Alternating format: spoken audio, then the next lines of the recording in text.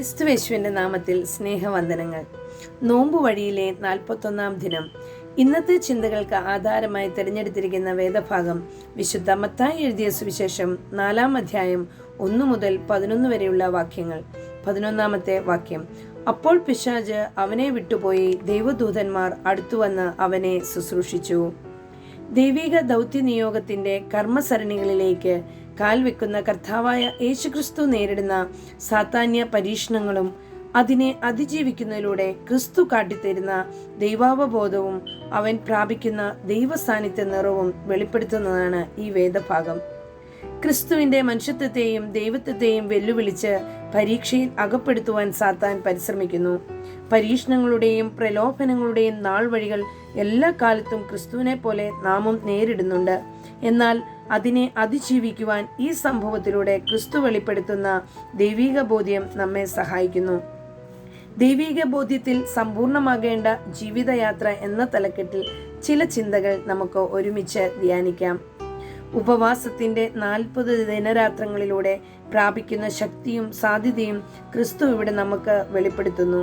ക്രിസ്തുവിന് മുൻപിൽ സാത്താൻ ഒരുക്കുന്ന പരീക്ഷണങ്ങളുടെ തുടക്കം കല്ലിനെ അപ്പമാക്കാൻ കൽപ്പിക്കുവാനുള്ള വെല്ലുവിളിയാണ്. വിശപ്പ് എന്ന അവന്റെ ശാരീരിക ആവശ്യത്തെ തിരിച്ചറിഞ്ഞുള്ള പരീക്ഷയാണ് സാത്താൻ തുടക്കമിടുന്നത്. അടിസ്ഥാന ആവശ്യത്തിന്മേലുള്ള പ്രലോഭനത്തിൽ കർത്താവിനെ വീഴ്ത്തിക്കളയാമെന്ന മിഥ്യാധാരണ സാത്താനെ ഭരിച്ചിരിക്കണം. അപ്പം ഒരു അത്യാവശ്യമാണെങ്കിലും അതിനെ തിരഞ്ഞെടുക്കുവാൻ ഉപദേശിക്കുന്ന മാർഗം ക്രിസ്തുവിന് നിരക്കുന്നതല്ല. കല്ലിനെ അപ്പമാക്കുവാനുള്ള അസ്വാഭാവിക മാർഗം ക്രിസ്തു തള്ളിക്കളയുന്നു. വിശപ്പിനെ അതിജീവിച്ച് 40 ദിനരാത്രങ്ങളിലൂടെ താൻ ആർജിച്ച ദൈവവചനത്തിന്റെയും സാന്നിധ്യത്തിന്റെയും നിറവിൽ ക്രിസ്തു ആ പരീക്ഷണത്തെ അതിജീവിക്കുന്നു.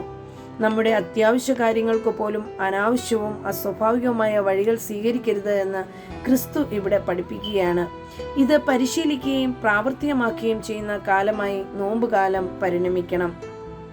രണ്ടാമത്തെ പരീക്ഷണവും ക്രിസ്തുവിന്റെ ദൈവികത്വത്തിന്റെ മേലുള്ള വെല്ലുവിളിയാണ്.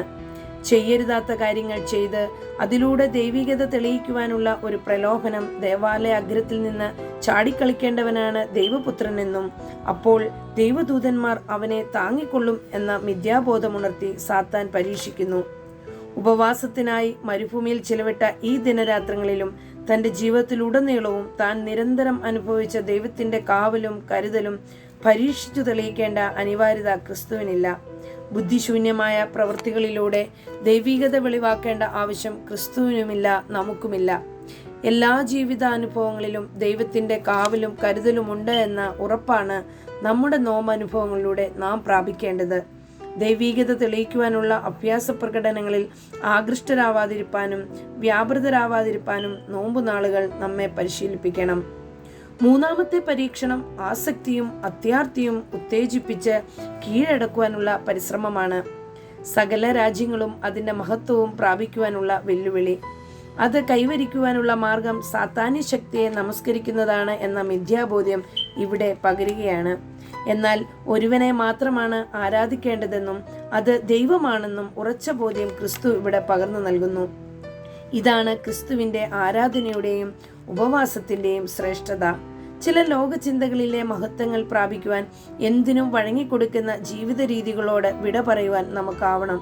നോമ്പിലൂടെ ഉപവാസത്തിലൂടെ ഉപാസിക്കേണ്ടത് ആരെയാണ് എന്ന ബോധ്യം നമുക്കുണ്ടാവണം. ഇന്ന് ലോകപ്രകാരമായ ചില മഹത്വങ്ങൾ പ്രാപിക്കുവാനായി ഉപവാസ വഴികളെ തിരയുന്നവരായി നാം മാറരുത്. മഹത്വവും ശ്രേഷ്ഠതയും എപ്പോഴും എവിടെയും പകർന്നു നൽകുന്ന ദൈവത്തെ ആരാധിക്കുന്ന സമൂഹമായി ഈ നോമ്പ് നാളുകളിൽ നാം രൂപപ്പെടണം. സാധാന്യ ബോധ്യങ്ങളെ പായിച്ചോടിക്കുന്ന ക്രിസ്തു നമുക്കിവിടെ ഒരു മാതൃകയാണ്. ദൈവിക ദൂതന്മാർ ശുശ്രൂഷ ചെയ്യുന്ന മഹത്തരമായ അവസ്ഥ ക്രിസ്തു അതിലൂടെ പ്രാപിക്കുകയാണ്.